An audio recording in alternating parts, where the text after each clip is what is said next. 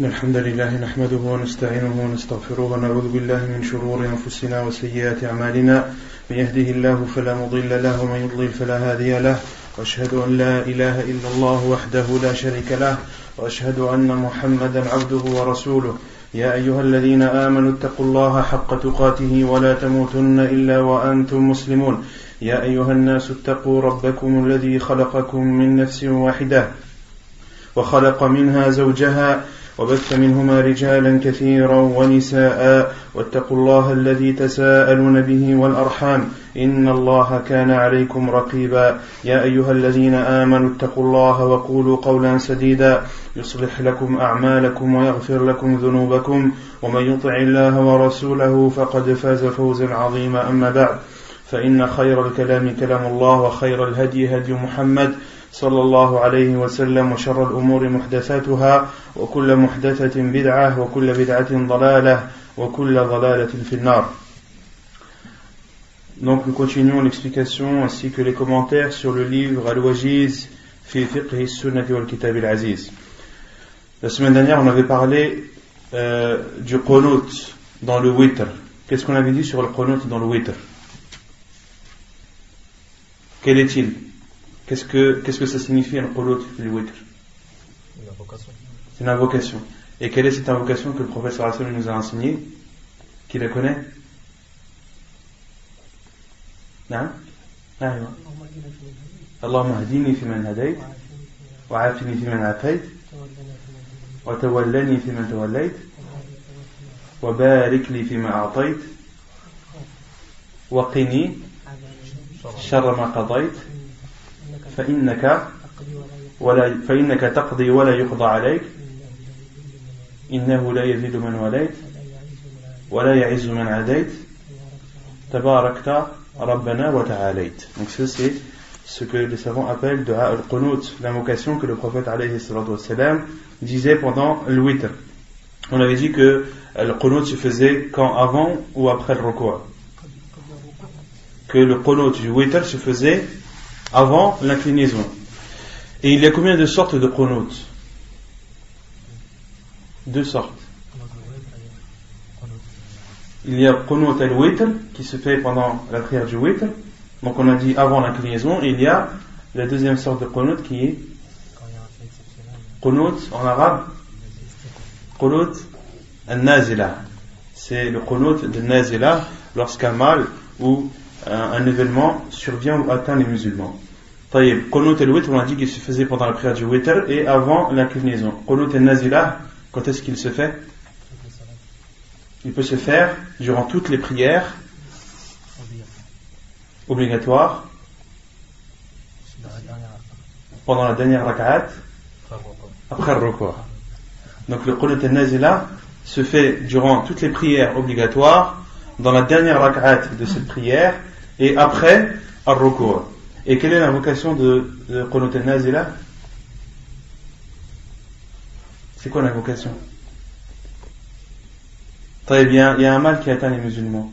On veut faire qunut al-nazila, on veut faire la sunna de qunut al-nazila. Qu'est-ce que l'imam dit? Allahumma hadini fiman hadayt. Ou il dit une autre. C'est quoi le but de qunut al-nazila? C'est d'invoquer Allah subhanahu wa ta'ala afin qu'il aide ou qu'il enlève le mal qui a atteint les musulmans. Donc si par exemple les musulmans sont atteints par un séisme par exemple, d'invoquer Allah subhanahu wa ta'ala pour qu'il les aide et pour qu'il leur apporte soutien. D'accord? Si un ennemi attaque les musulmans, d'invoquer Allah subhanahu wa ta'ala afin qu'il libère les musulmans de cet ennemi et afin qu'il soit victorieux sur lui. Donc tout dépend de l'événement qui est survenu. Tout dépend de l'événement qui a atteint les musulmans et en fonction de cela, l'imam fait l'invocation de al-nazila. Taïb. On avait parlé aussi de qunut al-fajr. Qu'est-ce qu'on avait dit sur qunut al-fajr? Le qunut pendant la prière du fajr. Est-ce qu'il est légiféré ou pas? Abadan. Donc il n'est pas légiféré, jamais. Non? Qui peut répondre ceux qui étaient là la semaine dernière? Le prophète sallallahu alayhi wa sallam l'a fait pendant un mois. Le prophète sallallahu alayhi wa sallam l'a fait pendant un mois. Et qu'est-ce qu'il a fait pendant Qunut al-Nazila, pendant Qunut al-Fajr? Pourquoi? Quelle est la raison? Pourquoi le prophète sallallahu alayhi wa sallam avait fait le Qunut pendant le Fajr, pendant un mois? C'était pour une cause de Nazila, pour après un mal qui est survenu ou qui a atteint les musulmans. Donc le prophète sallallahu alayhi wa sallam a fait Qunut al-Fajr, mais pour une raison bien valable.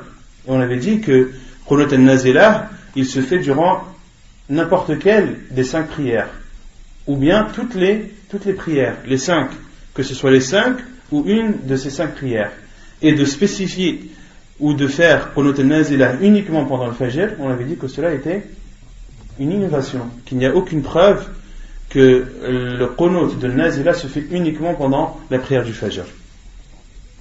Donc ceux qui font le Qunut pendant le Fajr, on avait dit qu'il y avait une divergence des savants à ce sujet. Certains savants disent qu'il est autorisé de le faire, d'autres disent qu'il est autorisé uniquement pendant un Nazila, et d'autres disent que de le faire tout le temps en dehors de Nazila est une innovation. Et c'est l'avis le plus sûr, Inch'Allah. Et on avait parlé du sujet ou du cas où la personne prie derrière un imam qui fait Qunut al-Fajr pendant un Nazila, qui fait le Qunut pendant la prière du Fajr. Qu'est-ce qu'il doit faire? Il doit le suivre. Pourquoi? Car l'imam préside la prière et c'est un sujet où il y a divergence avec les savants. Donc c'est un sujet où la tolérance est acceptée. C'est un sujet où la tolérance est acceptée. Comme le dit Cheikh Al-Albani et Cheikh Al-Mu'taymi, lorsque tu pries derrière un imam qui fait Qunut al-Fajr, eh bien, fais le Qunut avec lui. Car il y a des savants qui sont de cet avis et il faut respecter leur avis. Surtout toi qui pries derrière l'imam, tu dois suivre l'imam dans ses faits et gestes, tant que cela est en concordance avec la sunna du prophète sallallahu alayhi wa sallam. Même si toi tu penses le contraire, même si pour toi c'est une bid'a et pour lui c'est une sunna, tu le suis malgré ça. On avait donné l'exemple de Cheikh Al-Albani qui prie, lorsqu'il priait derrière Cheikh Ibn Baz, il posait ses mains sur sa poitrine lorsqu'il se relevait du ruku', par respect pour Cheikh Ibn Baz rahimallahu al-jami'. Ensuite on avait parlé de la prière nocturne. On avait parlé des mérites de cette prière. Qu'est-ce qu'on avait dit?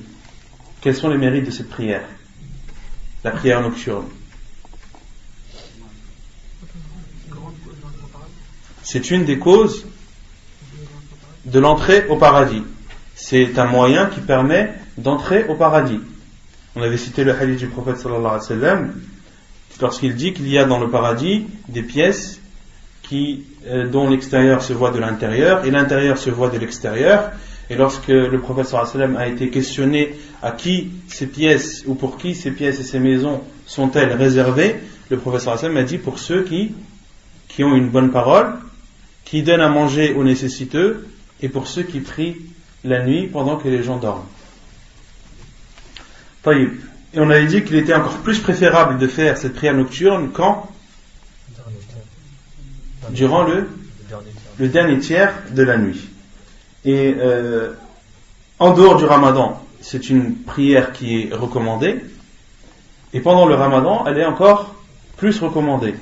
Car celui qui prie la nuit pendant le Ramadan, parfois et avec la conviction qu'Allah subhanahu wa ta'ala le récompense, le prophète sallallahu alayhi wa sallam nous a informé qu'Allah subhanahu wa ta'ala lui pardonnera ses péchés passés et futurs.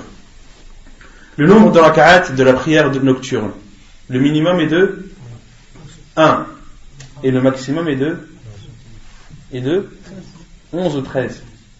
11. Et pourquoi certains disent 13?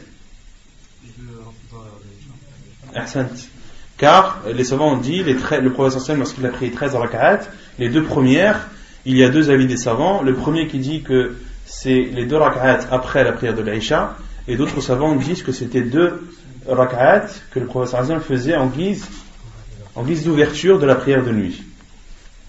Quelle est la preuve qu'il est légiféré de prier la prière nocturne en groupe pendant le Ramadan? Le hadith de Omar ibn Khattab. Il a vu à Médine des gens prier séparément. Non. Un petit groupe, il a dit à son compagnon les a rassemblés. C'était Ubay ibn Ka'b qui a présidé la prière. Il a dit Ni'matul bid'a. Ni'matu al-bid'a. Taïb, elle est où la preuve dans la parole de Omar?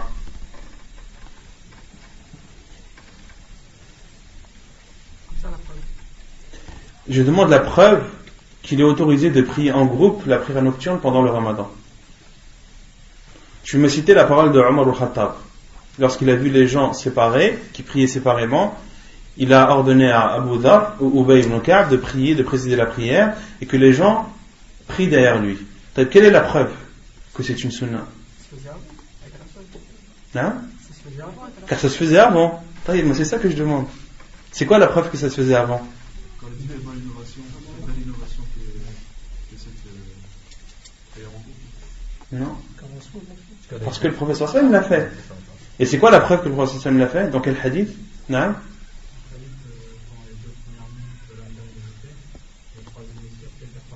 Ahsant, c'est le hadith où le prophète sallam avait prié à la mosquée et pendant le Ramadan, des gens sont venus, très peu, ont prié avec le prophète sallam. La deuxième nuit, le prophète sallam est ressorti, a prié, il y avait plus de gens, et la troisième nuit, le prophète sallam n'est pas sorti. Et il a dit, je sais que vous êtes là, et je ne suis pas sorti de peur que cette prière devienne obligatoire pour vous. Donc ça c'est la preuve de mashrou'iyat, du fait que de prier en groupe pendant le Ramadan, la prière nocturne, est légiféré. Mais même dans la parole de Omar al-Khattab, il y a une preuve. Le prophète sallam ne nous a-t-il pas dit de nous accrocher à sa sunna et à la sunna de ses califes bien guidés? Et Omar al-Khattab fait partie des al-Khulafa ar-Rashidoun. Donc, de suivre sa sunna, la sunna de Omar al-Khattab fait partie aussi de la sunna du prophète sallallahu alayhi wa sallam. Et le prophète sallam a même insisté, il nous a dit, accrochez-vous à ma sunna et à celle des califes bien guidés et mordez-les avec vos dents. D'accord? Taïeb, comment répondre à ceux qui disent qu'il y a en islam des innovations bonnes? Parce que Omar al-Khattab, lorsqu'il a rassemblé les gens, le lendemain, lorsqu'il a vu Ubay ibn Ka'b radiyallahu anhu présider la prière et les gens derrière lui, il a dit, quelle belle innovation que celle-ci. Certains utilisent la parole de Omar al-Khattab pour dire qu'il y a des innovations bonnes en islam. Qu'en islam, il y a des innovations bonnes et des innovations mauvaises. Comment leur répondre? Hein? On leur répond déjà par le hadith du prophète sallallahu alayhi wa sallam qui dit kullu bid'atin dalalah wa kullu dalalatin finnar. Toute innovation est en enfer, toute innovation est égarement, et tout égarement est en enfer. Taïeb, ce hadith du prophète sallallahu alayhi wa sallam, comment il faut le comprendre? Hein? Dans la globalité, c'est-à-dire toute innovation. C'est-à-dire une voiture toute neuve, c'est une innovation. Allez, voilà. Toute innovation religieuse, toute innovation dans la religion est égarement, et tout égarement est en enfer. Donc le prophète sallallahu lorsqu'il dit kullu bid'ah, il parle des innovations religieuses, il parle des choses qui sont innovées et par laquelle tu adores Allah subhanahu wa ta'ala. D'accord? Mais tout ce qui est en rapport avec la dunya, avec cette vie d'ici-bas, les technologies et autres, elles sont autorisées entièrement tant qu'elles ne sont pas en contradiction avec les principes de notre religion. Tant qu'elles ne sont pas en contradiction avec notre religion, ces innovations sont autorisées. Taïb. Donc on la répond par le hadith du prophète sallallahu alayhi wa sallam qui dit toute innovation est égarement et tout égarement est en enfer. On la répond aussi comment? Je crois que c'est au temps du khalifa de Abu Bakr cette sunna ne se faisait pas. Naam.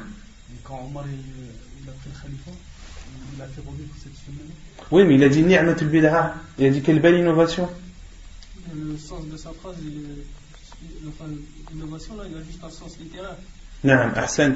Le sens de l'innovation, le terme bid'ah qu'a utilisé Omar al-Khattab radiyallahu anhu, il faut le prendre dans son sens littéraire. Et pourquoi est-ce qu'il a dit innovation alors que c'est pas une innovation? Non?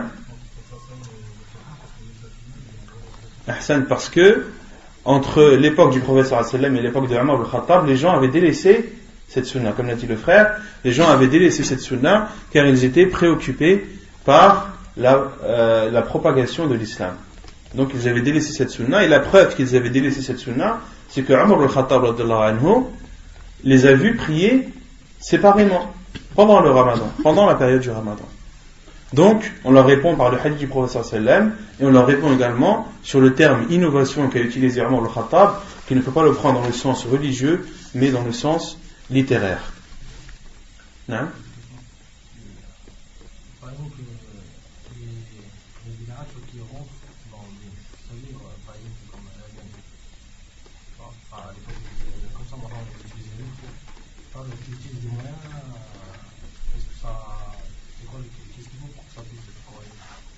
Qu'est-ce qu'il faut pour que ça puisse être correct? Au niveau des innovations, il ne faut pas que ça. Donc le frère demande, il dit il y a des innovations, des choses qui sont présentes à notre époque, qui n'étaient pas présentes au temps du prophète sallallahu alayhi wa sallam. Comment est-ce qu'on doit se comporter? Comme par exemple les micros et les haut-parleurs pour faire l'adhan. Parce que ça rentre dans l'ibada. Parce que ça rentre dans l'ibada. Taïb. Al-adhan. Quel est le but de l'adhan? C'est d'appeler les gens. Donc le prophète sallallahu alayhi wa sallam, on avait dit qu'il était préférable pour le mu'adhin d'avoir une voix portante. Pourquoi? Car le but de l'adhan, c'est que les gens l'entendent. D'accord? Donc utiliser un moyen à notre époque qui nous permet d'appliquer encore mieux cette sunna et de faire encore mieux, de mieux faire profiter l'adhan et de le rendre plus efficace, qu'est-ce qu'il interdirait? Au contraire, d'utiliser un micro et un haut-parleur, ça permet à plus de gens d'entendre, et ça permet d'appliquer mieux la cause de l'adhan, qui est d'appeler les gens et de les informer de l'entrée en prière. Et pareil, dans la mosquée, d'utiliser un micro, ça permet aux gens de mieux entendre. Donc il n'y a pas de contradiction. La règle dans les choses innovantes, c'est qu'elles sont autorisées tant qu'elles ne sont pas en contradiction avec notre religion. Et après, il y a d'autres sujets qui sont beaucoup plus subtils, ce que les savants appellent al-masalih al-mursala. Al-masalih al-mursala, ce sont des choses, c'est un des sujets les plus subtils du fiqh. C'est la limite, ce sont des choses qui sont autorisées, mais lorsque tu les vois d'un côté, tu as l'impression que c'est une innovation, et lorsque tu la vois d'un autre côté, tu as l'impression que c'est une sunna. Ce que les savants appellent al-masalih al-mursala. Al-masalih al-mursala, par exemple, c'est d'utiliser un moyen pour faire un bien, mais que ce moyen était présent au temps du prophète sallallahu alayhi wa sallam, mais ne l'a pas utilisé. Par exemple, de prendre, comme j'ai donné l'exemple, souvent, du trait. Les traits que dans beaucoup de mosquées, les gens mettent pour que les gens alignent leur rang. D'accord?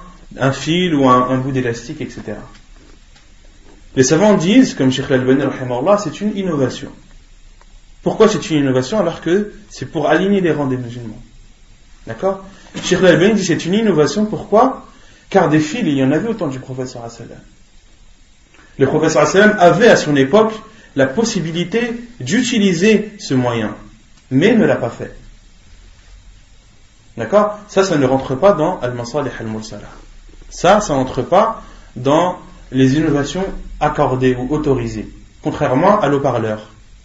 L'haut-parleur, c'est un moyen de faire l'adhan, ou qui permet de propager l'adhan, mais est-ce que c'est un moyen qui était présent au temps du prophète sallallahu alayhi wa sallam? Il n'était pas présent. Si les haut-parleurs étaient présents au temps du prophète sallallahu alayhi wa sallam, étaient existants au temps du prophète sallallahu alayhi wa sallam, et que le prophète sallallahu alayhi wa sallam ne les a pas utilisés, dans ce cas on aurait dit que les haut-parleurs seraient une innovation. Mais à partir du moment où ils n'étaient pas présents au temps du prophète sallallahu alayhi wa sallam, et que cela ne contredit pas notre religion, il est autorisé de les utiliser. Ensuite on avait parlé qu'il était préférable à l'homme de prier avec sa femme, même en dehors du Ramadan. On avait cité le hadith du prophète sallallahu alayhi wa sallam à ce sujet. Qu'est-ce qu'on avait dit sur le rattrapage de la prière nocturne? Non? Après le lever du soleil et avant la prière de Dhuhr. Et comment est-ce qu'on rattrape? En faisant 12 rak'at.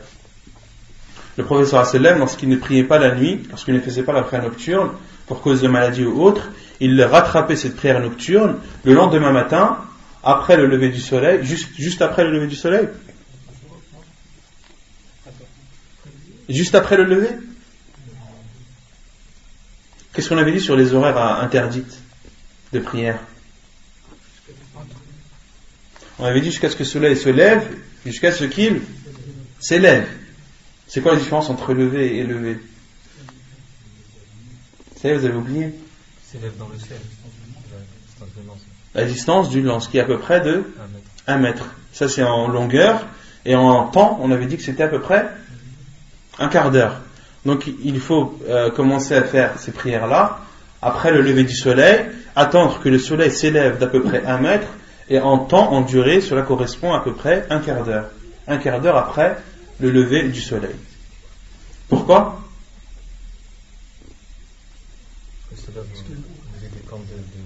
Car à ce moment, le soleil se lève entre les cornes du diable. Ça, vous avez oublié tous les cours. Taïb. On avait dit aussi qu'il était détestable de délaisser, qu'il était déconseillé pour celui qui avait l'habitude de prier la nuit, de délaisser cette prière.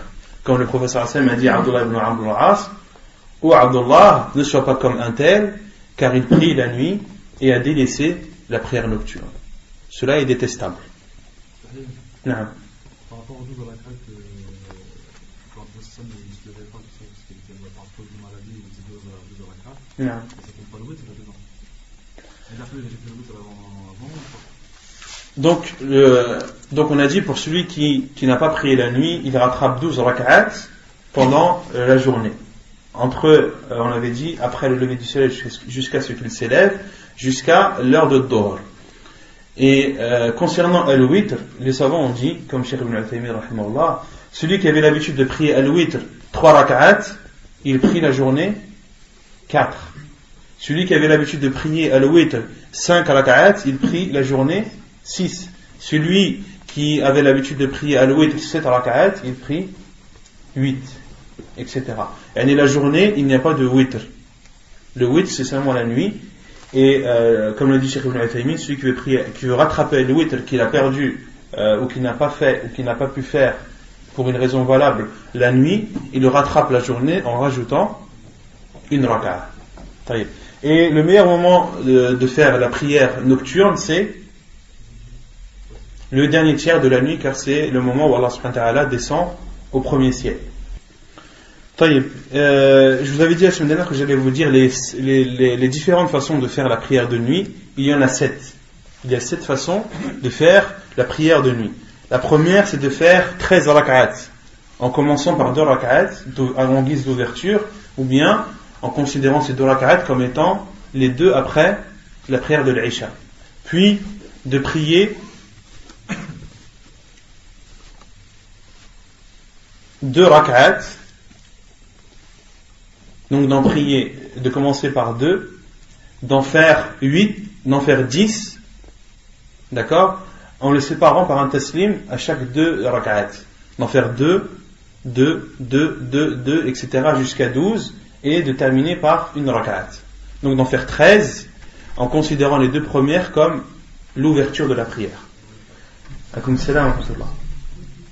La deuxième façon de faire la prière de nuit, c'est de faire 13 rak'at en faisant 8 rak'at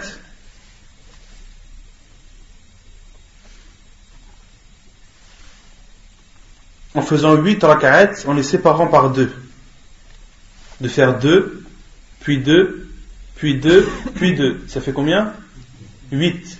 Puis de faire 5 d'affilée et de s'asseoir à la 5e. Vous avez saisi? Je vous les redemanderai les 7 là. La deuxième, c'est de faire 13 rak'at, d'en faire 8 en les séparant par 2, 2, 2, 2, 2, puis de faire 5 rak'at qui sont en fait al-witr. De faire 5 rak'at, de les faire d'affilée les unes après les autres, sans s'asseoir, et de ne s'asseoir qu'à la 5e et de faire le taslim. La troisième, c'est de faire 11 rak'at, d'en faire 10 en les séparant par 2, et d'en faire une seule à la fin. et de terminer par une rak'at. Donc d'en faire 2, puis 2, puis 2, puis 2, puis 2, puis une. Ça c'est la troisième façon. La quatrième, c'est d'en faire 11, mais en faisant 4, puis 3. Et les 3, tu as le choix, soit de les faire 2 et 1, ou soit de les faire les 3 d'affilée. Ça c'est la quatrième façon. La cinquième façon de faire la prière nocturne, c'est d'en faire 11. Et les 11, tu les fais ainsi, tu en fais 8.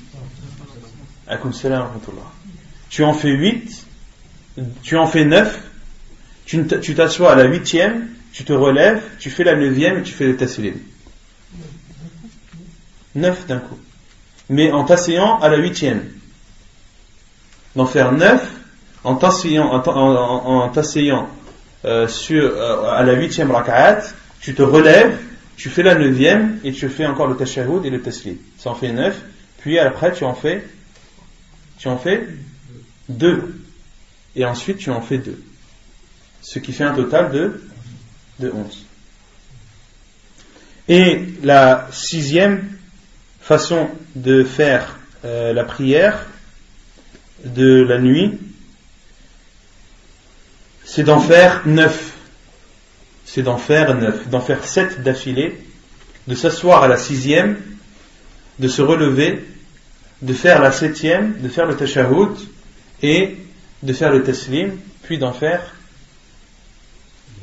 2, ce qui fait un total de 9. Donc il y en a 6 en fait. Je me suis trompé, il n'y en a pas 7, il y en a 6. Les 6 façons rapportées dans la sunna du prophète sallallahu alayhi wa sallam d'accomplir la prière nocturne. Que ce soit la 6e, la dernière. Non, il en fait 7, il s'assoit à la 6e. Qu'est-ce que ça veut dire, il s'assoit à la 6e? Il fait tashahhud, c'est pas juste cette istiraha. Il fait le tashahhud. Quand je dis il s'assoit, c'est-à-dire qu'il fait le tashahhud, il se relève, refait le tashahhud pour la 7e, fait le taslim et ensuite fait 2 rak'at par la suite.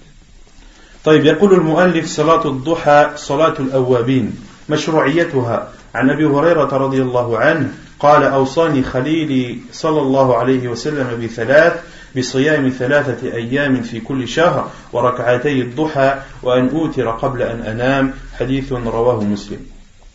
Donc ensuite l'auteur parle de la prière qui est appelée ad-duha, la prière appelée ad-duha, ou elle a une autre appellation qui est salatul awwabin.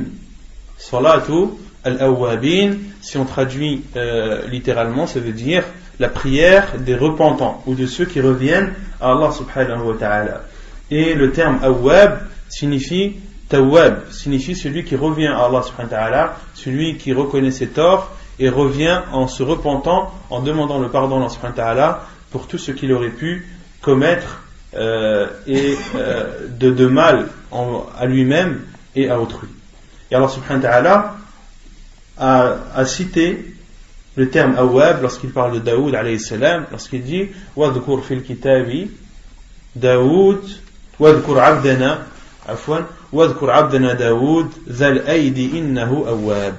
Et parle de Daoud, donc Allah subhanahu wa ta'ala parle à son prophète sallallahu alayhi wa sallam, il lui dit wadhkur abdana Daoud, et parle de notre serviteur Daoud zal aidi, qui était fort, doué d'une force, innahu awwab, et c'était un serviteur repentant qui revenait à Allah subhanahu wa ta'ala. Et Allah subhanahu wa ta'ala a défini ou a caractérisé Daoud alayhi salam par la force, car Daoud alayhi salam était une personne forte, c'était un roi, et il était fort aussi dans ses adorations, au point que le prophète sallallahu alayhi wa sallam, comme on l'a dit juste avant, a dit le meilleur des jeûnes était celui de Daoud. كان يصوم يوما ويفطر يوما. Il jeûnait un jour et mangeait un jour. Ça c'est le meilleur des jeûnes. Le meilleur des jeûnes est le jeûne de Daoud alayhi salam, et la meilleure des prières est la prière de Daoud alayhi salam. Quelle est la preuve qu'il est légiféré de faire la prière de Duha?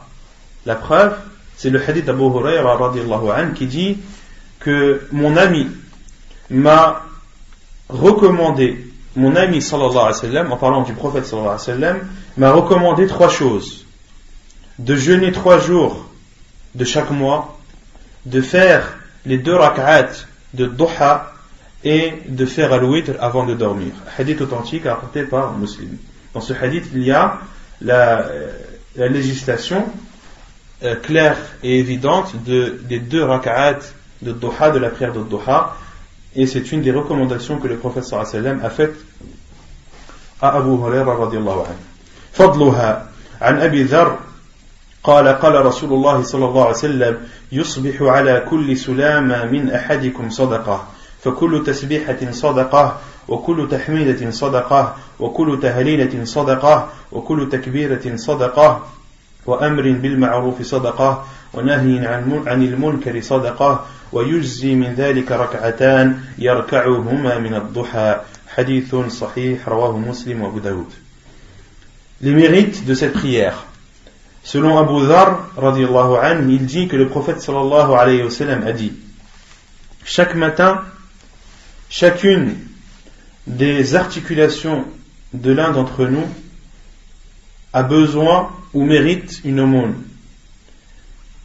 Il y a dans chaque tasbiha une aumône, une sadaqa. Qu'est-ce qu'une tasbiha? De dire Subhanallah. La tasbiha, c'est de dire Subhanallah. Il y a dans chaque tasbiha une aumône. Wa kullu tahmidatin sadaqa. Il y a dans chaque tahmid une aumône. Le tahmid, c'est de dire Alhamdulillah. Wa kullu tahlilatin sadaqa. Et dans chaque tahlil, il y a une aumône.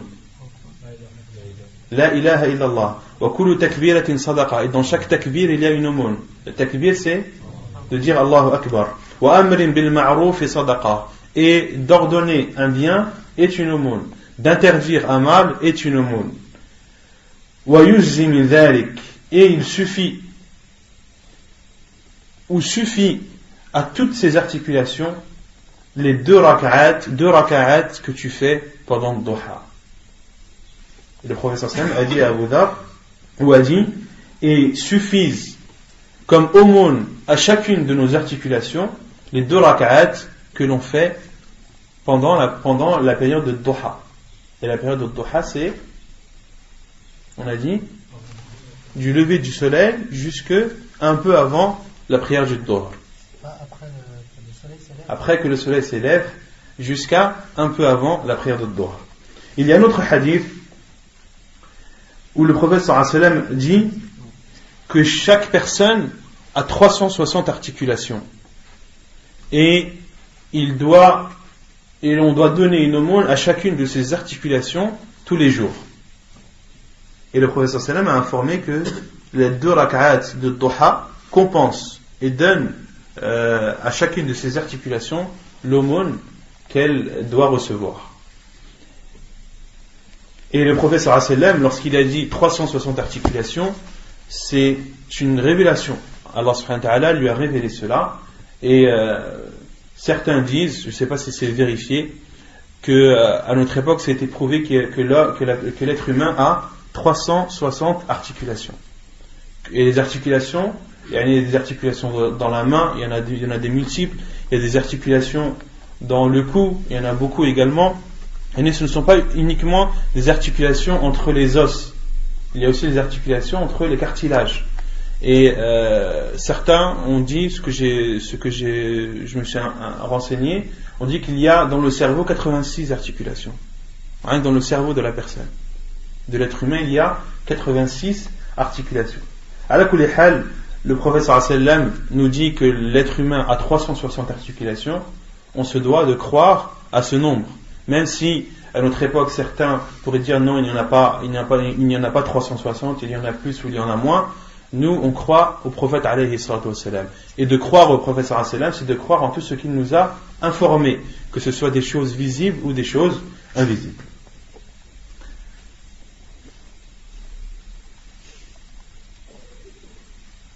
Taïb. Et la prière de duha, doit-elle se faire occasionnellement ou est-ce qu'il est autorisé de la faire tous les jours? Non? Tous les jours, c'est quoi la preuve?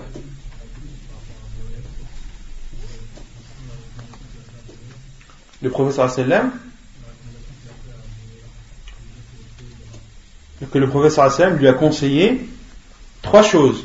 Il lui a conseillé de jeûner 3 jours dans le mois, de faire les 2 rak'at du duha et de faire le witr avant de dormir. Mais dans ce hadith, est-ce qu'il y a une preuve qu'il faut le faire tous les jours? Non. Il n'y a aucun hadith du prophète sallallahu alayhi wa sallam qui dit qu'il le faisait tous les jours. Non? Il n'y a rien qui l'interdit, mais est-ce qu'il y a quelque chose qui le prouve?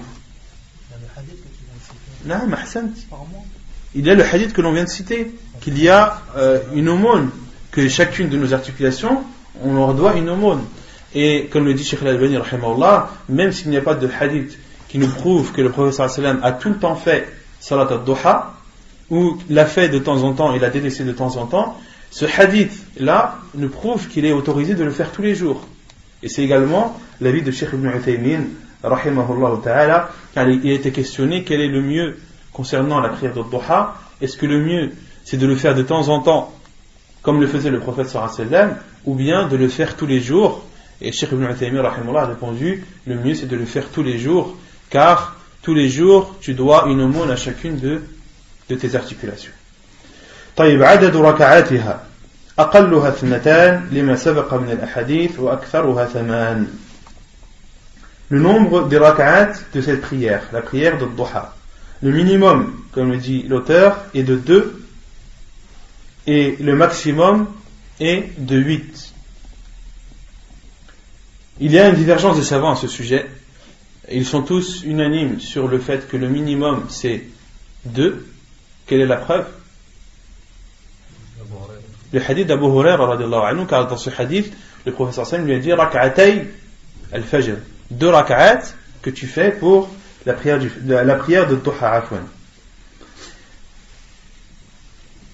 Et certains savants ont dit qu'il n'y a pas de limite de maximum, que le maximum n'est pas limité. Comme le dit Cheikh Ibn Uthaymin rahimahullah, car il y a un hadith de Aïcha radiyallahu anha, rapporté par Muslim, qui dit que le prophète sallallahu alayhi wa sallam kana yusalli ad-duha 4 rak'at wa yazidu ma sha Allah, que le prophète sallallahu alayhi wa sallam priait le duha 4 rak'at et rajoutait ce qu'Allah subhanahu wa ta'ala voulait. Et d'autres savants ont dit le maximum est de 8. Et l'avis le plus sûr, Inch'Allah, c'est que le maximum est de 12.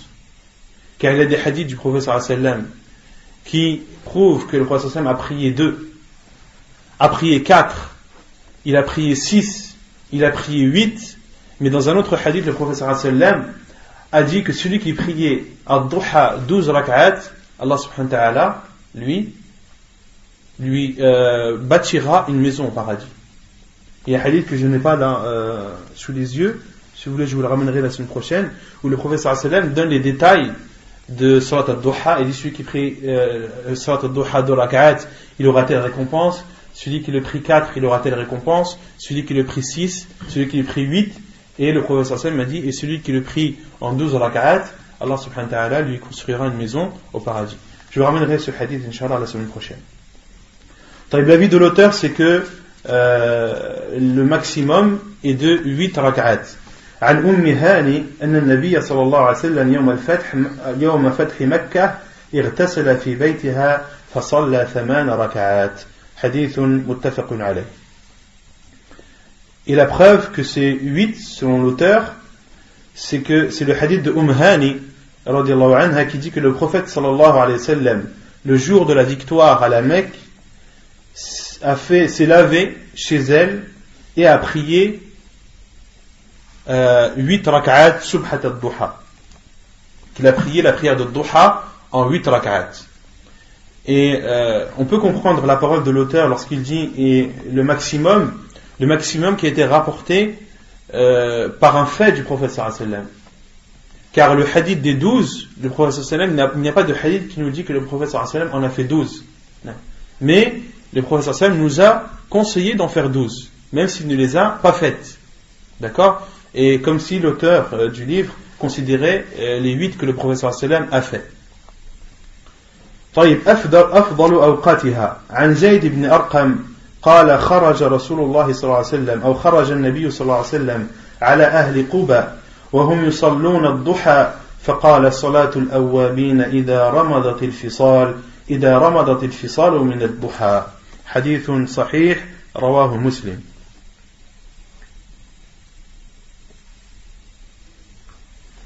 Quel est le meilleur moment pour accomplir la prière de Duha? Donc on a dit que la prière de Duha se faisait après le lever du soleil jusqu'à ce qu'il s'élève, jusqu'à un peu avant la prière de Dhuhr, comme le dit Cheikh Ibn Uthaymin, jusqu'à peu près 10 minutes avant la prière de Dhuhr. Et le meilleur moment, c'est le moment rapporté ou cité dans le hadith de Zayd ibn Arqam qui dit que le prophète sallallahu alayhi wa sallam est sorti visiter ou aller voir les gens de Quba. Et lorsqu'il est parti les voir, il priait la prière de Dhuha. Et le prophète sallallahu alayhi wa sallam a dit Salatul awwabin idha ramadatil fisalu min ad-duha. La prière des repentants, c'est lorsque le sable chaud est ressenti par les chameaux de bas âge pendant l'heure de Dhuha, si on traduit littéralement. C'est-à-dire, le meilleur moment pour prier la prière de Dhuha, c'est lorsque le sable est chaud, c'est-à-dire au moment entre le lever du soleil et le zénith qui est le plus chaud. Une chaleur qui rend le sable tellement chaud que les petits chameaux, je ne sais pas comment on appelle, les petits chameaux, les chameaux de bas âge ne supportent pas la chaleur et se mettent à l'ombre. Ça c'est le meilleur moment pour prier la prière de Dhuha. Autrement dit, c'est vers la fin c'est juste avant Dhuhr. C'est le moment qui se rapproche de Dhuhr. Comme le dit Cheikh Ibn Uthaymin, c'est à peu près à partir de 40-45 minutes avant Dhuhr. Et c'est le moment de la journée qui est un des plus chauds. Ça c'est le meilleur moment pour accomplir Salat al-Dhuha. Néanmoins, il est autorisé de la faire pendant le laps de temps qu'on a cité. C'est clair? طيب الصلاة عقيب الطهور سنة الوضوء. Donc la prière après les ablutions, qui est aussi appelée la prière des ablutions. Sunnat al-wudu. Non. Par rapport à ça, c'est à voix haute, à voix basse, c'est quoi les sourates qui sont face à ça, c'est quoi comme sourate pendant Il n'y a pas de, concernant la prière de Dhuha, il n'y a pas de verset propre à réciter, il n'y a pas de verset ni de sourate propre à réciter. Et est-ce qu'on la lit à voix basse ou à voix haute? La prière de Dhuha se fait à voix basse. Car les savants disent, les prières de jour se font à voix basse. La preuve, la base des prières de jour, c'est qu'elles se font à voix basse jusqu'à la preuve du contraire. Et les prières de nuit, la personne a le choix entre les faire à voix haute ou les faire à voix basse. Non. En voyage, je ne sais pas sur la Dhuha en voyage. Allahu a'lam. En voyage, est-ce que le prophète faisait Salat al-Dhuha? Allahu a'lam. Je sais qu'il y a un chapitre de ça dans le Bukhari, de la prière de Dhuha pendant le voyage, mais il faudrait que je regarde, Inch'Allah. طيب الصلاة عقيب الطهور سنة الوضوء. عن أبي هريرة رضي الله عنه أن النبي صلى الله عليه وسلم قال لبلال عند صلاة الصبح يا بلال أخبرني بأرجى عمل عملته في الإسلام فإني سمعت دفن عليك بين يدي في الجنة قال ما عملت عملا أرجى عندي أني لم أتطهر طهورا في ساعة من ليل أو نهار إلا صليت بذلك الطهور أو بذلك الطهور ما كتب لي أن أصلي. حديث صحيح رواه البخاري ومسلم. La preuve, selon Abu Hurayra radhiyallahu anhu, le prophète sallallahu alayhi wa sallam a dit à Bilal radhiyallahu anhu après la prière de Subh: Ô Bilal, informe-moi de l'acte que tu fais par lequel tu espères le plus être récompensé, car j'ai entendu le bruit de tes sandales devant moi au paradis. Et Bilal radhiyallahu anhu lui a répondu: je ne fais l'acte par lequel j'espère le plus d'être récompensé, c'est qu'à chaque fois que je fais mes ablutions, à n'importe quelle heure du jour ou de la nuit, je le fais suivre par ce qu'Allah subhanahu wa ta'ala m'a accordé comme prière. Donc il y a dans ce hadith la preuve qu'il est autorisé de prier, ou qu'il fait partie de la sunna, de prier après les ablutions. Salatul istikhara, la prière de la consultation. Non?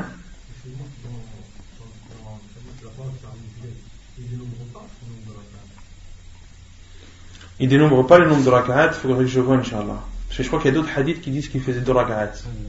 Il y a un autre hadith qui précise qu'il sur les rak'atayn. Dans ce hadith, il ne le précise pas, mais dans d'autres hadiths, il est précisé rak'atayn. Mais Inch'Allah, ça mérite de faire une recherche. Non. C'est à chaque fois que tu fais l'odo? À chaque fois que tu fais l'odo. Même après l'asr? Même après l'asr. On avait dit que ça faisait partie des prières qui avaient une cause.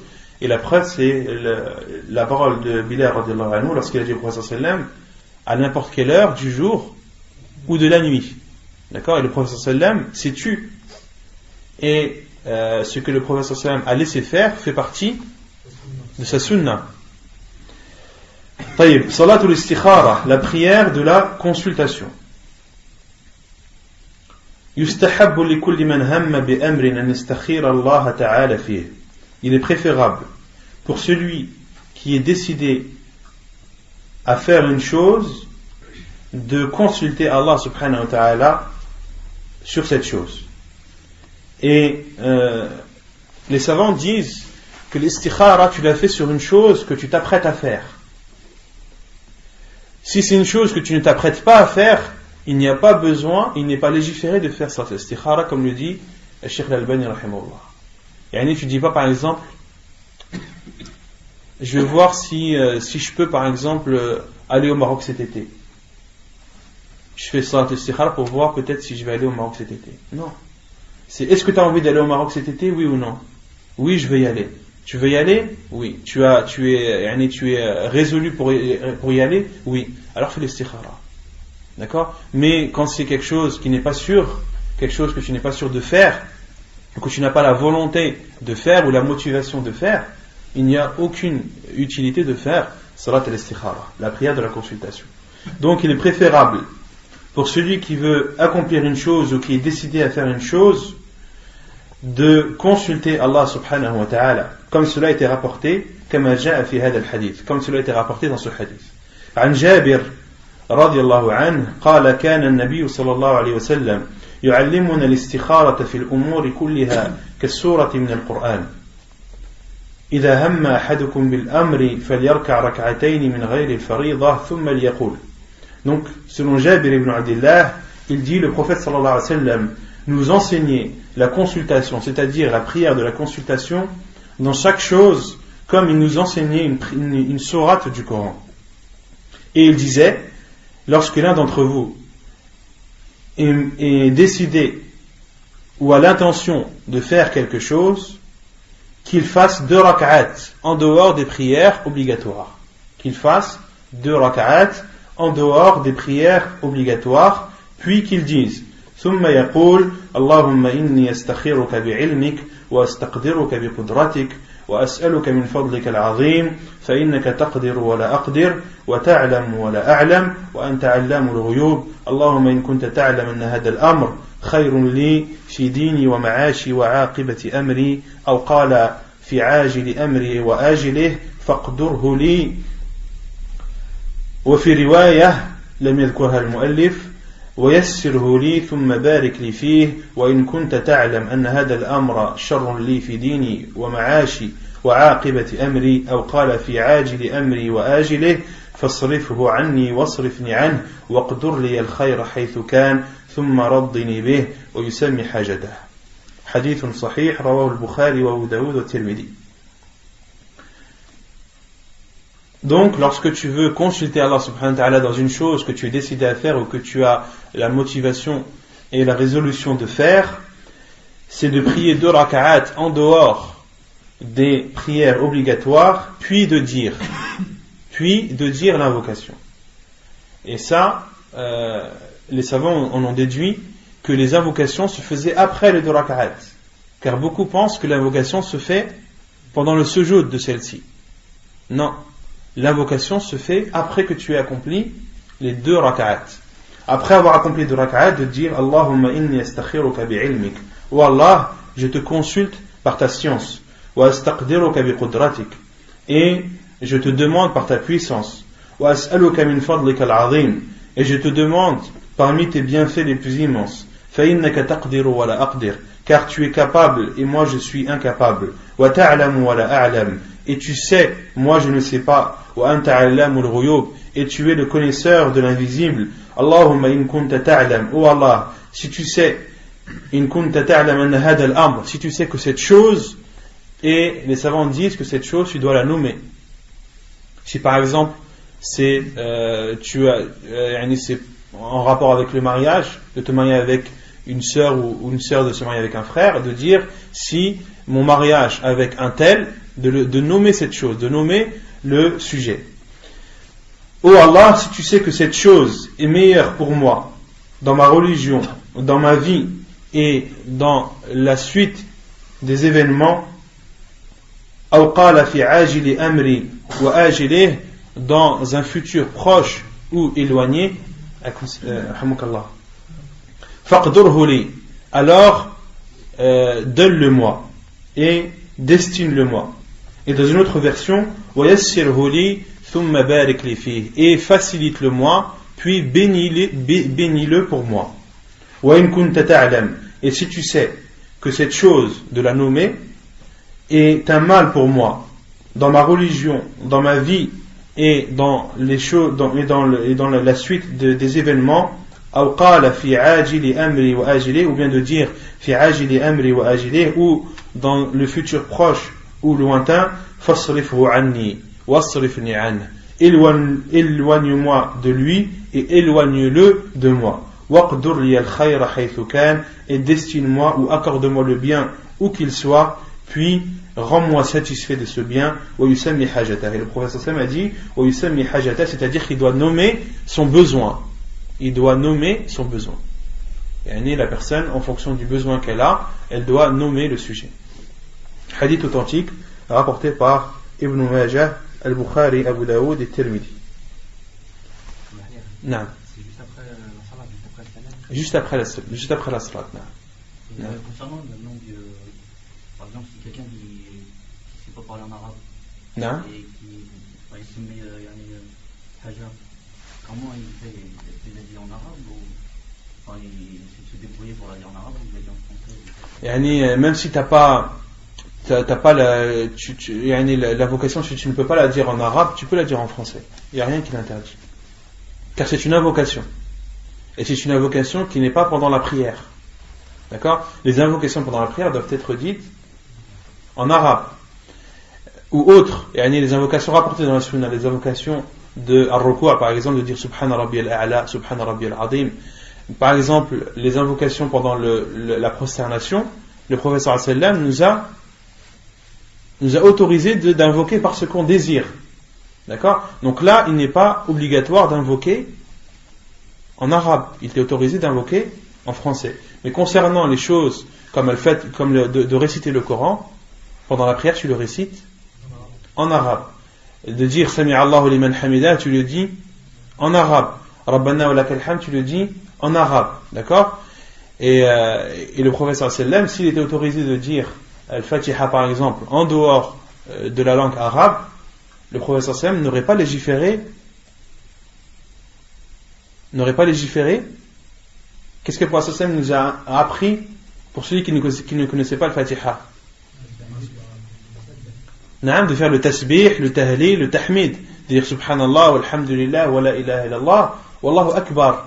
Le prophète sallam nous a enseigné à ceux qui ne connaissent pas le Fatiha de dire at-tasbih, at-tahmid, at-tahlil, at-takbir. D'accord? Donc les invocations, elle est en dehors de la prière, donc il n'y a rien qui t'interdit de la dire autre qu'en langue arabe. Wallahu a'lam. Taïb.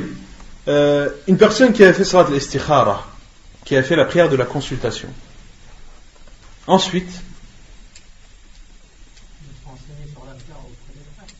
Nam? Il doit se renseigner sur l'affaire auprès des frères. Ça, c'est avant ça. C'est avant d'abord on se renseigne, et après on demande en bas. Quand tu consultes Allah subhanahu wa ta'ala, qu'est-ce que tu attends? T'attends une réponse. C'est obligé d'attendre une réponse.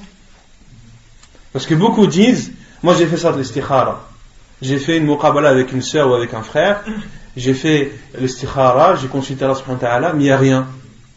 Mon cœur il n'a pas bougé et j'ai pas fait de rêve. Non, la réponse c'est le résultat. Si tu arrives à ton but, Allah avec la facilité, sinon. Ahsant.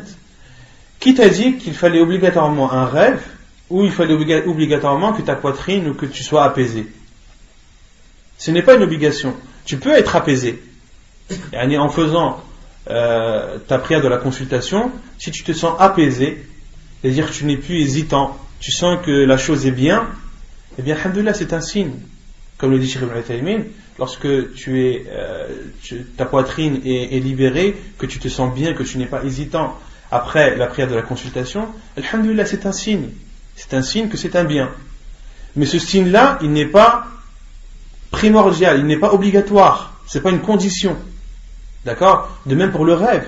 Si tu as fait un rêve et que ce rêve, machallah, c'est un rêve qui parle en bien de la chose par laquelle tu as consulté Allah subhanahu wa ta'ala, mais alhamdoulilah, c'est une bonne nouvelle pour toi. Mais si tu n'as ni rêve et si tu n'as pas ce sentiment de bien-être, eh bien les savants disent c'est ce qui va se passer par la suite. Car dans ton invocation, qu'est-ce que tu as dit? Tu as dit, oh Allah, si c'est un bien, accorde-le-moi et facilite-le-moi. Si par la suite tu vois que la chose s'est facilitée, eh bien sache que c'est un bien pour toi.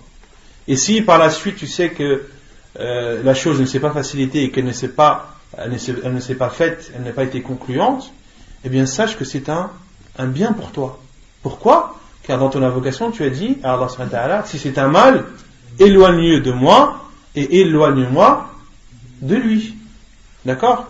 Et beaucoup de personnes me demandent sur ça, comment est-ce qu'on doit réagir après salat al-istikhara. Et si tu ressens quelque chose, alhamdulillah. Si tu ne ressens pas quelque chose, il t'est autorisé de faire l'istikhara une seconde fois. Comme le dit Cheikh Ibn Uthaymin, si après la prière de la consultation, la personne est toujours hésitante, qu'elle le fasse une seconde fois. Qu'elle fasse la prière de la consultation une seconde fois. Si après la seconde, elle est toujours hésitante, qu'elle le fasse une troisième fois. Si après la troisième fois, elle est toujours hésitante, alors qu'elle demande conseil aux gens. Alors c'est là où il faut consulter les gens, consulter tes proches, les personnes que tu estimes, les personnes que tu sais qu'ils te conseilleront de la meilleure des façons. Alors demande leurs conseils et Inch'Allah, ce qui adviendra par la suite sera le bien pour toi. C'est clair? C'est clair? طيب. Salatul Kusuf, la prière de l'éclipse.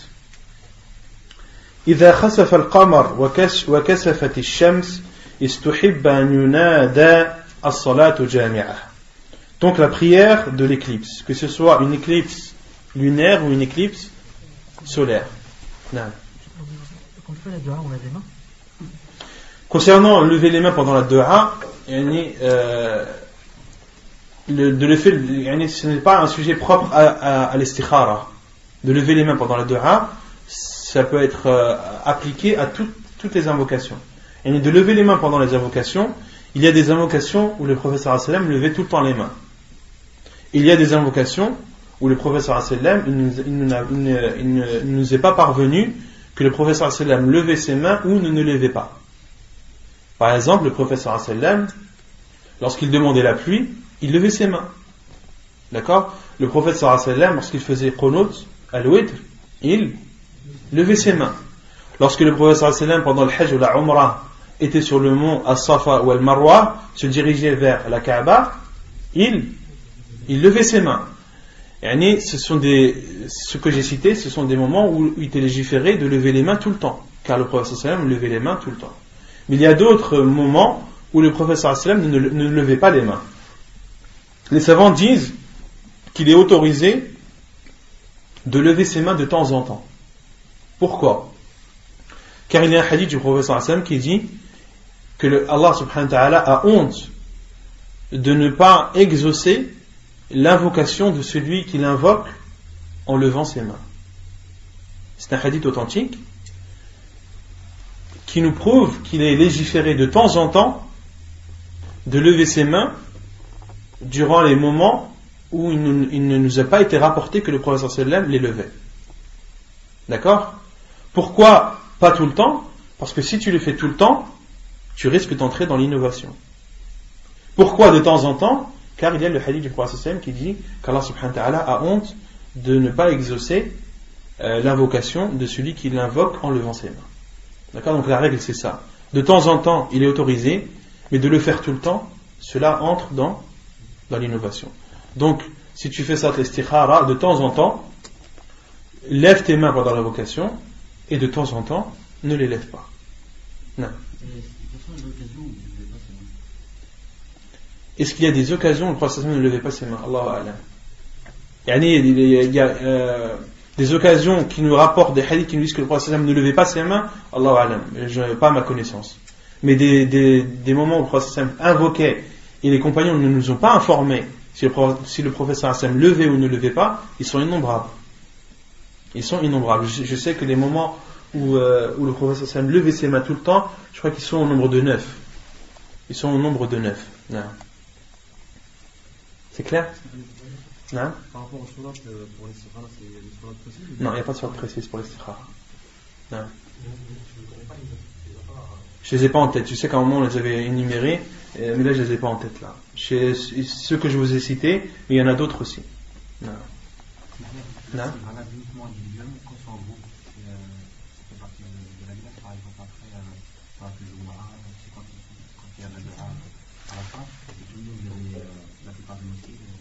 Ouais, de lever les mains, de faire l'invocation en groupe, ça c'est une innovation.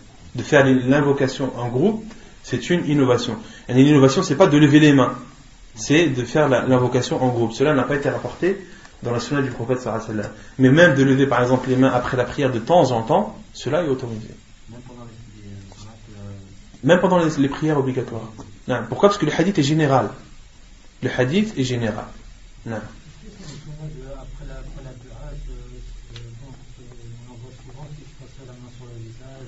De passer la main sur le visage, c'est une innovation après la dua.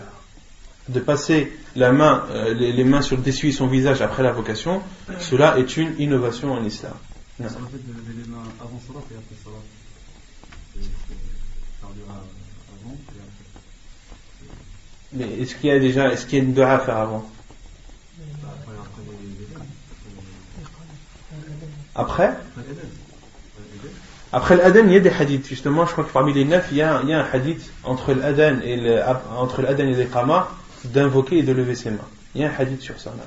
Avant et après. Est-ce que c'est autorisé de faire avant et après salat? Avant, après salat? Wallah, comme j'ai dit, quand c'est de temps en temps, c'est autorisé. Mais quand c'est pris pour une habitude, ça rentre dans l'innovation. Et la règle, c'est ça. Non. طيب صلاة الكسوف, la prière de l'éclipse. إذا خسف القمر وكسفت الشمس استحب أن ينادى الصلاة جامعة. Lorsque il y a une éclipse lunaire ou une éclipse solaire, il est préférable ou il est recommandé de dire as-salatu jami'a, d'appeler as-salatu jami'a. Donc l'éclipse solaire et l'éclipse lunaire, quelle est la différence entre les deux? Non? C'est quoi l'éclipse de la lune et l'éclipse du soleil? L'éclipse du soleil, c'est quand? Quand la lune passe devant le soleil, entre le soleil et la terre. Non? Et la lune se met en fonction avec un angle bien précis entre la lune, entre le soleil et la terre, et cache le soleil vu de la terre. Elle se met dans la lune cache le soleil et le soleil n'est plus vu de la terre. D'où le fait qu'il fait nuit en pleine journée. Et l'éclipse lunaire, c'est quoi? Non, c'est lorsque la terre cache les rayons de la lune ou du soleil. La lumière du soleil, la lune ne réfléchit plus les lumières de la lumière du soleil. Voilà, lorsque la terre cache la lune et que vue du soleil, la lune n'est plus vue. La terre cache la lune au soleil. Et l'éclipse solaire, c'est lorsque la lune cache le soleil à la terre. D'accord. Donc durant ces deux éclipses, qu'elles soient partielles ou totales, il est légiféré de faire la prière de l'éclipse. Et la prière de l'éclipse, lorsque l'éclipse intervient, lorsqu'elle a lieu, il est recommandé, préférable d'appeler les gens en disant que le muaddin, il lui est préférable de dire as-salatu jami'a, la prière en groupe, d'appeler les gens, non pas de faire l'adhan comme cela se fait dans certains pays, ça c'est une innovation, mais de dire as-salatu jami'a, as-salatu jami'a. وعن ابن عمرو قال لما كسفت الشمس على عهد رسول الله صلى الله عليه وسلم نودي إن الصلاة جامعة حديث متفق عليه. La preuve, c'est le hadith de Abdullah ibn Amr qui dit lorsqu'il y a eu l'éclipse solaire au temps du prophète sallallahu alayhi wa sallam, il a été appelé, c'est-à-dire les gens ont été appelés en disant Inna salata jami'a, la prière en groupe. Hadith authentique rapporté par Al-Bukhari et Muslim. فإذا اجتمع الناس في المسجد صلى بهم الإمام ركعتين على نحو ما جاء في هذا الحديث. Et lorsque les gens sont rassemblés à la mosquée, donc le muaddin lorsqu'il appelle les gens, c'est pour qu'ils viennent prier à la mosquée. Lorsque les gens sont réunis à la mosquée, lorsqu'ils sont rassemblés à la mosquée, ils doivent prier avec l'imam 2 rak'at, comme cela a été cité dans ce hadith. عن عائشة رضي الله عنها قالت خسفت الشمس في حياة النبي صلى الله عليه وسلم فخرج إلى المسجد فصف الناس وراءه فكبر فاقترأ رسول الله صلى الله عليه وسلم قراءة طويلة ثم كبر فركع ركوعا طويلا ثم قال سمع الله لمن حمده ثم فقام ولم يسجد وقرأ قراءة طويلة هي أدنى من القراءة الأولى ثم كبر وركع ركوعا طويلا وهو أدنى من الركوع الأول ثم قال سمع الله لمن حمده ربنا ولك الحمد ثم سجد ثم قال في الركعة الآخرة مثل ذلك فاستكمل 4 ركعات في 4 سجدات وانجلت الشمس قبل أن ينصرف حديث متفق عليه. Donc lorsque les gens sont réunis et rassemblés dans la mosquée, ils doivent prier derrière l'imam 2 rak'at, comme cela est cité dans le hadith de Aïcha radhiyallahu anha qui dit lorsqu'il y a eu une éclipse solaire au temps du prophète sallallahu alayhi wa sallam, ou au vivant du prophète sallallahu alayhi wa sallam, il est sorti à la mosquée. Le prophète sallallahu alayhi wa sallam est sorti à la mosquée. فَصَفَّ النَّاسُ وَرَاءَهُ, les gens ont fait les rangs derrière lui.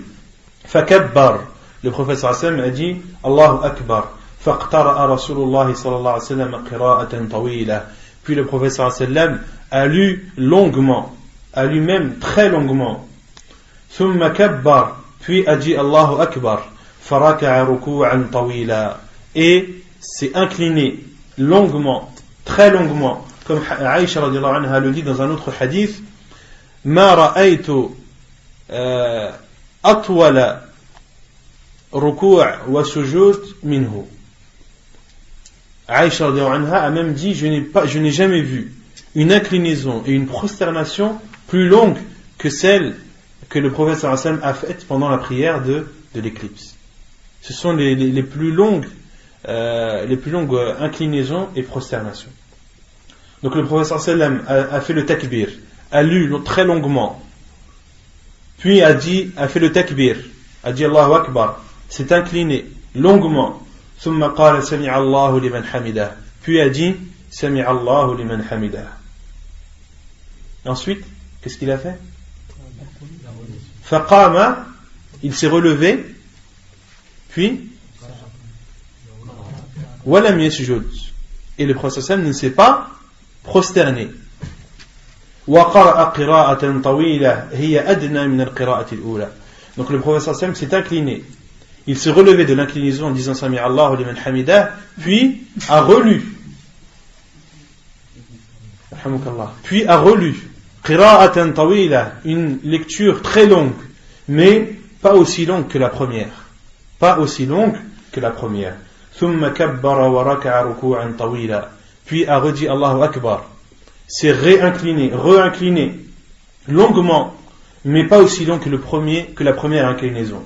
ثم قال سمع الله لمن حمده, puis s'est relevé de son inclinaison en disant سمع الله لمن حمده ربنا ولك الحمد ثم سجد, puis s'est prosterné. ثم قال في الركعة الآخرة مثل ذلك, Puis il a fait pendant la seconde raka'at la même chose que la première. فاستكمل 4 ركعات في 4 سجدات وانجلت الشمس قبل أن ينصرف. Donc le prophète sallallahu alayhi wa sallam en tout a fait 4 ruku' et 4 sujud, et lorsqu'il a fini, le soleil était apparu avant que le prophète sallallahu alayhi wa sallam ne finisse sa prière. Donc la prière de l'éclipse est une prière particulière. Comme l'éclipse c'est quelque chose de particulier, de même pour la prière de l'éclipse, c'est quelque chose de particulier. C'est la seule prière qui comporte 2 inclinaisons dans une même raka'at. De faire le takbirat al-ihram, de lire très longuement, au point que même les compagnons radiyallahu anhum, certains tombaient de fatigue, tellement la lecture était longue. Le prophète sallallahu alayhi wa sallam lisait très longuement, puis faisait le takbir, s'inclinait, se relevait de l'inclinaison, recommençait sa lecture ou continuait sa lecture, refaisait une deuxième inclinaison, se relevait et faisait 2 prosternations. Il faisait ainsi pendant 2 rak'at. Donc si on comptabilise le nombre total d'inclinaisons durant ces 2 rak'at, il y en a 4 inclinaisons et 4 prosternations. Et la sunna pendant cette prière, c'est de lire à voix haute. Le prophète sallallahu alayhi wa sallam lisait à voix haute, comme cela a été rapporté dans une autre version de ce hadith, de hadith Aïcha radiyallahu anha, la version de Bukhari, où Aïcha radiyallahu anha a dit Jahara Rasulullah sallallahu alayhi wa sallam fi salat al-kusuf bi qira'ati, que le prophète sallallahu alayhi wa sallam a récité à voix haute pendant la prière de l'éclipse. Et de même qu'il est légiféré de la faire à la mosquée. Quelle est la preuve qu'il est légiféré de la faire à la mosquée? Déjà, l'adhan, ou est-ce qu'on peut appeler ça un adhan? Un nida, l'appel. L'appel, c'est une preuve qu'elle se fait à la mosquée. Et aussi, dans le hadith, le prophète sallallahu alayhi wa sallam, Aïcha radhiyallahu anha dit فَخَرَجَ إِلَى الْمَسْجِدِ, le prophète sallallahu alayhi wa sallam est sorti à la mosquée. Donc ça, c'est le préférable, le plus recommandé, le meilleur, c'est d'accomplir cette prière pendant ou à la mosquée. Mais rien n'interdit de la faire chez soi. Rien n'interdit de la faire chez soi. Et les savants en ont déduit de la parole de Aïcha radhiyallahu anha lorsqu'elle a dit que le prophète sallallahu alayhi wa sallam a lu à voix haute. Ils en ont déduit qu'il est légiféré aux femmes de venir assister et de prier et d'assister à la prière également. Qu'il est autorisé également aux femmes d'assister à la prière de l'éclipse. Et l'imam al-Bukhari radhiyallahu anhu a même un chapitre appelé le chapitre de l'autorisation de la femme de prier avec les hommes la prière de l'éclipse. Et la prière de l'éclipse, certains savants disent, la plupart disent qu'elle est préférable, qu'elle est recommandée. D'autres savants disent qu'elle est obligatoire, c'est-à-dire que c'est un fard kifa'i, que si une partie de la communauté l'accomplit, l'obligation est levée pour le reste de la communauté. Et d'autres savants disent qu'elle est obligatoire pour chacun des musulmans. Et l'avis le plus sûr, wallahu a'lam, c'est que la prière de l'éclipse est obligatoire. La prière de l'éclipse est obligatoire, comme le dit Cheikh Al-Albani rahimahullah, comme le dit Cheikh Ibn Uthaymin également, que c'est un avis très très fort. Comme l'imam Ibn al-Qayyim rahimahullah dans son livre Zad al-Ma'ad, lorsqu'il a cité les différents avis, lorsqu'il a cité l'avis des savants qui disent que la prière de l'éclipse est obligatoire, il dit wa hada ra'yun qawi, que c'est un avis très fort. Pourquoi? Car le prophète sallallahu alayhi wa sallam a ordonné de prier. On verra dans les hadiths qui vont arriver que le prophète sallallahu alayhi wa sallam a dit fafza'u ila as-salah, précipitez-vous ou accourez en ayant peur vers la prière. Et la prière de l'éclipse, c'est une prière qui fait peur. Et le prophète sallallahu alayhi wa sallam, lorsqu'il voyait une éclipse, il se levait précipitamment. Il était effrayé alayhi wa sallam. Il pensait que c'était l'heure, que c'était la fin de l'heure. Et tout cela prouve que la prière de l'éclipse est obligatoire. Car c'est une chose qui te fait peur. Et lorsqu'une chose fait peur, il t'est demandé de faire des choses. Alors subhanahu wa ta'ala te demande de prier. Le prophète sallallahu alayhi wa sallam te demande de prier pour calmer cette peur. Si elle n'était pas obligatoire, le caractère, le fait que cette prière fait peur, ce ne serait plus ressenti. La peur ne serait plus ressentie. Pourquoi? Parce que les gens, si on leur dit c'est pas obligatoire de prier Salat al-Kusuf, à la base c'est une prière qui doit faire peur. À la base, l'éclipse, c'est quelque chose qui doit faire peur. Et malheureusement, à notre époque, c'est quelque chose qui est presque délaissé. Pourquoi? Car les gens disent mais non, c'est rien une éclipse. On sait scientifiquement ce que c'est qu'une éclipse. C'est tout simplement le soleil qui cache la lune qui cache le soleil. Il n'y a rien d'effrayant là-dedans. Non, c'est effrayant. Le prophète sallallahu alayhi wa sallam savait très bien ce que c'était qu'une éclipse. Mais malgré ça, il avait peur. Et malheureusement, à notre époque, lorsqu'il y a une éclipse, les gens continuent leur vie et vivent comme si de rien n'était. Qu'il fait nuit qu'il fait nuit en plein jour, cela ne choque plus personne. Alors qu'en islam, cela doit nous choquer. Cela est un moyen qui doit nous faire réfléchir, nous faire penser à l'au-delà, nous faire penser à la fin de l'heure. Et le prophète sallallahu alayhi wa sallam a même recommandé pendant l'éclipse de faire des sadaqas, de faire des bonnes œuvres, de donner en aumône, et même pour celui qui a des esclaves, de les affranchir. Le prophète sallallahu alayhi wa sallam a même conseillé pendant ce moment d'affranchir. Pourquoi? Car c'est un moment qui est particulier. C'est un moment où tu dois avoir peur. Tu dois avoir peur de mourir, tu dois avoir peur de l'au-delà, tu dois avoir peur de la fin du monde et des troubles de cette fin du monde. Et cette peur doit te forcer et doit t'amener à faire un bien. Et parmi le grand bien que tu peux faire, c'est de prier Allah subhanahu wa ta'ala. Pour cela que les compagnons lorsqu'ils priaient la prière de Kusuf, ils avaient peur, ils pleuraient pendant leur prière. Certains même tombaient évanouis de peur. Donc l'avis le plus sûr, Wallahu a'lam, c'est que la prière de l'éclipse est une obligation. Car le prophète sallallahu alayhi wa sallam a dit fafza'u ila as-salah. Accourez et précipitez-vous vers la prière.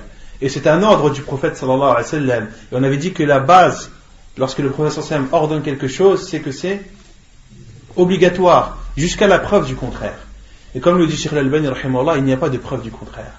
Il n'y a rien qui prouve que cette prière de l'éclipse est préférable et n'est pas obligatoire. Et les savants qui disent que cette prière est obligatoire, ils se basent sur des hadiths généraux, comme le hadith où le prophète sallallahu alayhi wa sallam a dit khamsu salawatin iftaradahunna Allah. 5 prières, Allah subhanahu wa ta'ala les a rendues obligatoires. Et il se base aussi sur le hadith où un homme est venu questionner le prophète sallallahu alayhi wa sallam pour lui demander ce qui était obligatoire. Et le prophète sallallahu alayhi wa sallam lui a dit de prier 5 prières.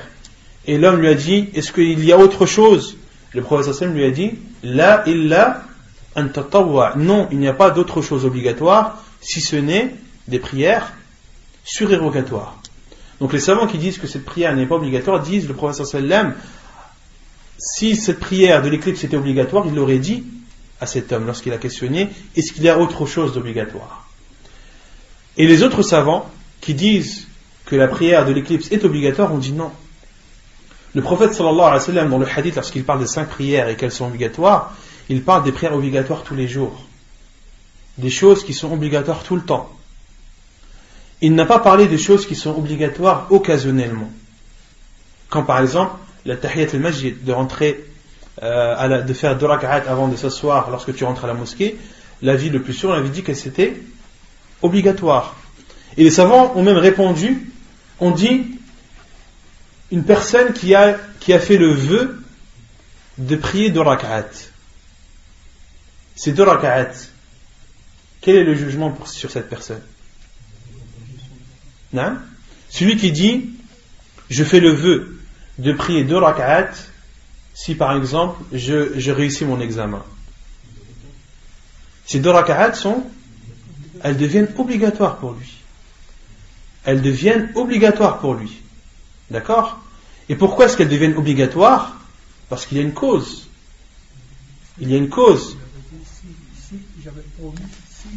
Voilà, le vœu, le vœu, lorsqu'un musulman fait un vœu et que ce vœu est une obéissance à Allah subhanahu wa ta'ala, il doit obligatoirement s'en acquitter.